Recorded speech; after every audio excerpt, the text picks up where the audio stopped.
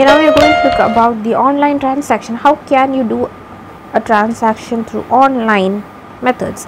So the first one is, first you have to do registration. You need a registration is must. Before online shopping, one has to register with the online vendor by filling up a registration form. You should fill up a registration form before you start online shopping. And registration means that you should have an account then with the online vendor. Like if you want to access Flipkart, then you have to give your mobile number, your name, your details must be given, your account details must be given, or you can have cash on delivery or like that. For those purposes you need to fill up the form. Then after doing these registration activities, you can place an order. If you see, because for example, Flipkart is dealing with so much items, so if when you are interested in some or the other product, you can place an order. And you can pick and drop the items in the shopping cart. Then third one is payment mechanism. Now you can choose, once you have ordered, you can choose how you are going to pay. It can be through cash on delivery, or it can be through a check, or it can be net banking transfer. So whatever mode you are interested, you can do. It can be a credit or debit card. You have to enter the number and then you can give them cash.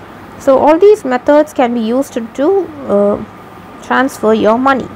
But it can be digital cash. Digital cash is a form of electronic currency that exists only in the cyberspace. It is a form of electronic currency. This currency has no real physical properties but offers the ability to use real currency in electronic format. Here for original transaction we use paper currency. Like that, in case of internet there is a digital cash. Digital cash is used, and this is available only in the cyberspace. So such cash is known as digital cash. So all these modes you can use. That is, you can use cash on delivery, or you can use check, net banking transfer, credit or debit card, or you can use the digital cash. Now, security and safety of e-transaction, that is e-business risk. What are the risks you can identify inside an e-business electronic form of business? The first one is transaction risk. First is transaction. Online transactions are vulnerable to the following type of transaction.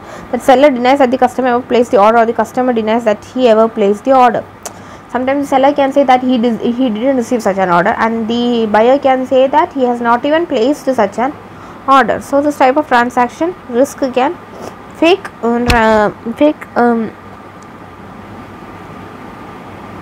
type of order that you have correctly ordered, and you are telling that you have not ordered, and the seller is telling that I haven't received such an order when he has originally received such order.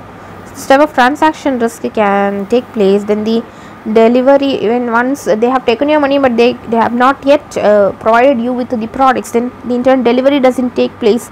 Such like a default on delivery can happen. Then a seller doesn't making payment for the goods supplied, whereas the customer claims that the payment was made. The customer is telling that I have transferred you the money, and the seller is telling that it is not yet credited in my account.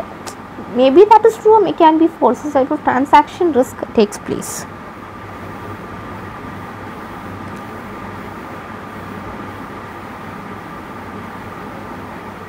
Second one is data storage and transmission. Information is powerful indeed, but think for a moment, if the power goes into the wrong hands, and if you are giving your details to someone who is not actually indulged in the business activity you think, then it can be, that is when the power goes into wrong hands, imagine how it will be. So it can be having exposed to number of risk. Vital information, if you are sharing it with somebody, if it is being stolen, then been hacked or virus occurs, then such can damage your computer and your accounts, and your money will be lost. So such risk is also involved in doing e-business. Now, what are the resources required for successful e-business implementation? What all you need for a successful implementation of e-business?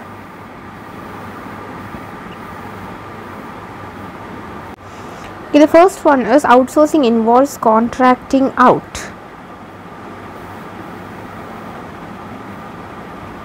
Literally, outsourcing means source from the outside what you have here into being doing in a house. That is, here it is the last sentence will give you clear information.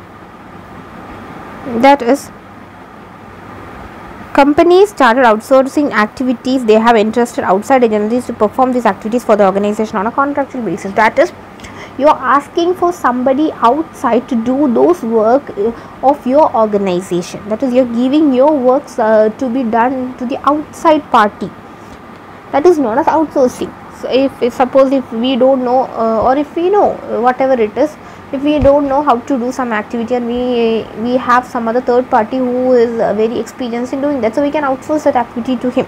But that is it is being doing for our business. So this is the third party. We can ask him to do the work of the organization. This is known as outsourcing. So this type of mechanism can be used. Next is generally non-core business activities are outsourced. Non-core business activities, a business, or suppose a school is running, its main core activity is providing educations to the students.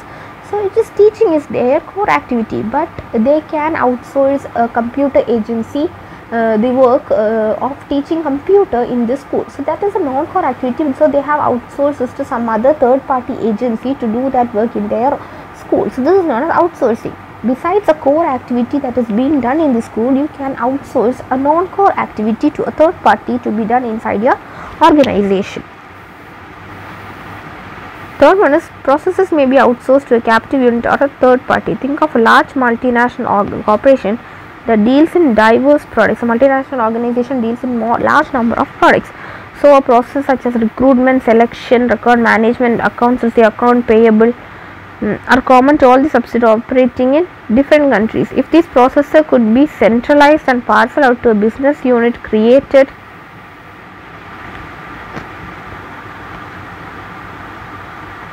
process should be centralized, parcel to a business unit created especially for this purpose. This would result in avoidance of duplication of resources. That is, sometimes the happening of the same thing again and again can take place inside a business, because there is large number of products they are dealing in. So if you are giving it to some third party for doing some work, then that can be the avoidance of duplication can be avoided, and you can efficiently do your work. So you can outsource the activity to a third party or an agency or a unit to do the work if it is very complex to do for yourself. Like if you are given a project to do and only you are doing it, then you will have to face a lot of risk. When 2 or 3 people you give the work to 2 or 3 people, then your workload will become less, and more efficiently all the opinions of the team members can be taken into consideration. You can do it very nicely. So this is the same thing that is happening here also.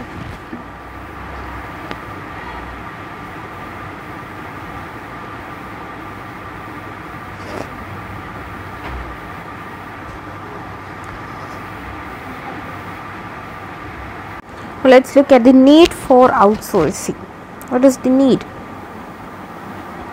The first one is focusing on attention. That is, you may be good at doing so many things in academics and extracurricular activities.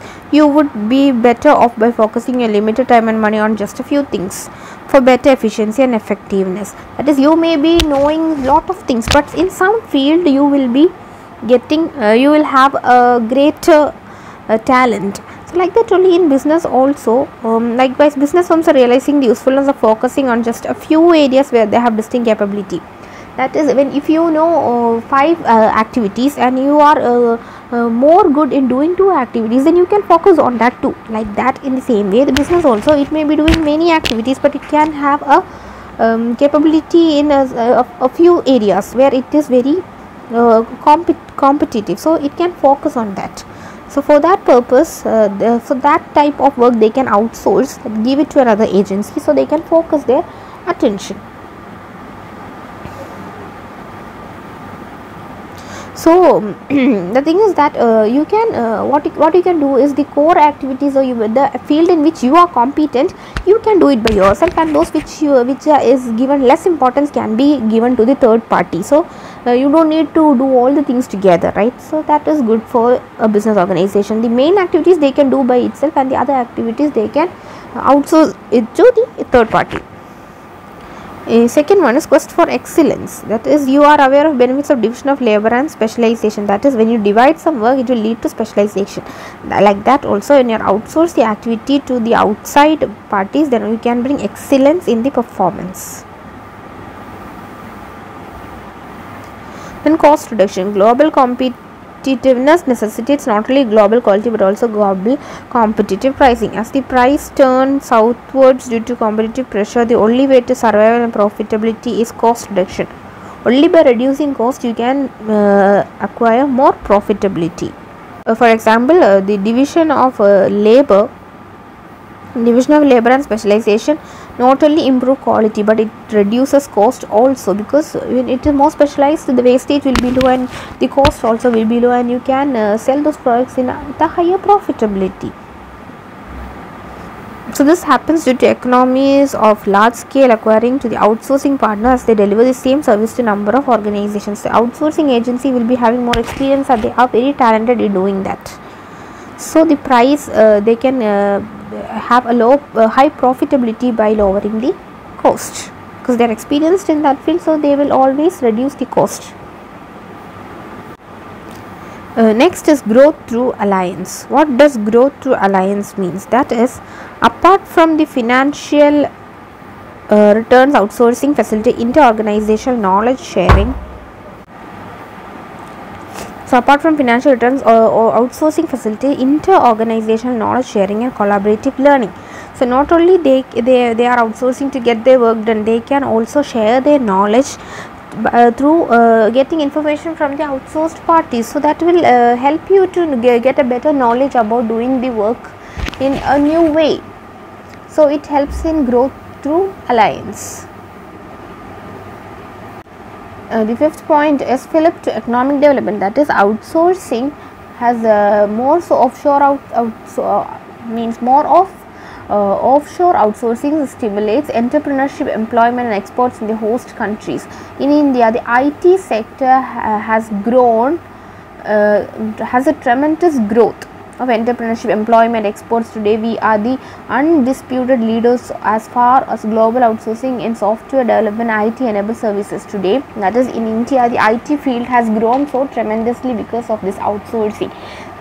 Doing the outsourcing activities, they have gained so much fame. That is, you can see here that we have 60% of the global outsourcing share is in the informatics sector. Mainly the activities in the IT have been outsourced. So that is why 60% of the global outsourcing is in the IT sector. Now you are going to look at the last topic, that is the concerns over outsourcing. Means what are the demerits, what all negatives are there in outsourcing. The first one is confidentiality. That is, outsourcing means giving your information to a third party. So we doesn't know how the third party will be taking this. Is he going to do harm by taking your information? So we cannot see that. So sharing a lot of vital information and knowledge is being shared, and this confidentiality cannot be guaranteed. Second one is ethical concern. That is, here an example is given, like think of a shoe company. In order to cut cost, that is, in order to reduce the cost, outsources manufacturing to a developed country. They are outsourcing for manufacturing, but what they are doing is they are using child labor in the factory. So they are what they are doing, they are employing children in the factories and giving them low wages, so to reduce the cost. So when children are doing that, they give them less money. So they are doing harm towards the children, right? So this is a thing of ethical concern, because to reduce cost, such practices should be avoided. So this is a case, we doesn't know what is happening, right?